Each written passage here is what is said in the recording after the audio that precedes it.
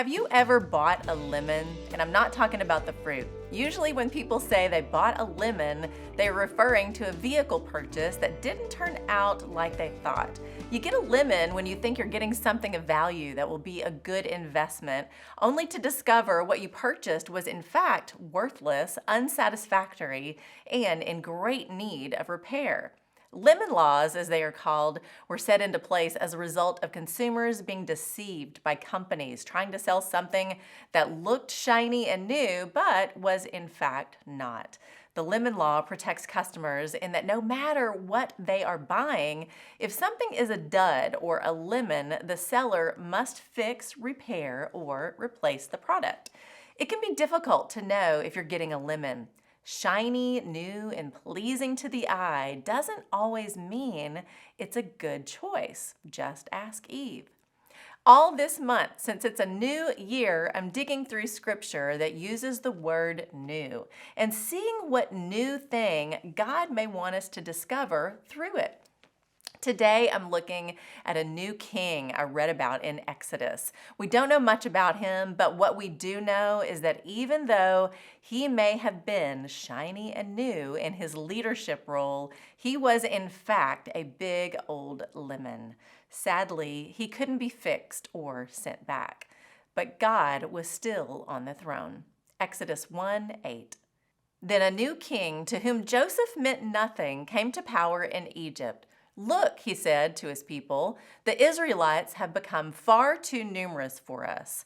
Come, we must deal shrewdly with them, or they will become even more numerous. And if war breaks out, we'll join our enemies, fight against us, and leave the country."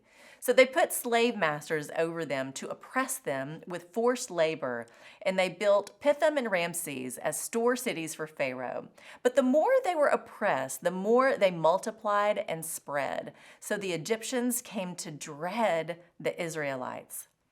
What we see in these few verses is nearly 400 years of history unfolding. If we go back just a bit, we see Joseph, his father Jacob, and all of his family in Egypt. Remember how they got there? It's a crazy story, one meant for evil, but God used it for good. You can read more on that in Genesis. Bottom line, the children of Israel were saved and given a new home in Egypt. Fast forward a bit. Then a new king who knew nothing of Joseph came to power in Egypt. Shiny and new doesn't make it good. The season that once was no more. This dud of a king and the ones that followed no longer honored the memory of Joseph.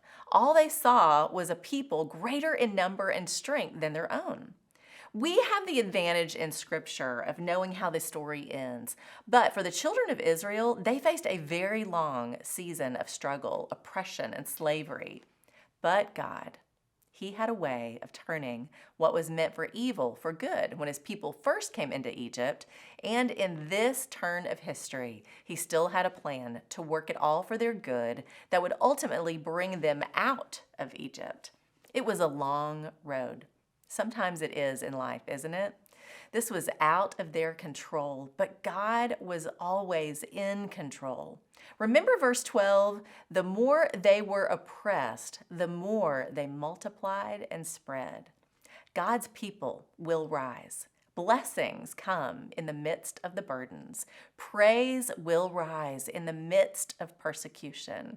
What God had started, He would finish. And nothing, not even a lemon of a king and all his evil ways, could stop God's plan for His people. That's the truth. Remember, shiny and new isn't always good. Don't be deceived. Keep your eyes on Jesus. Trust Him on the mountain and when you walk through the valley.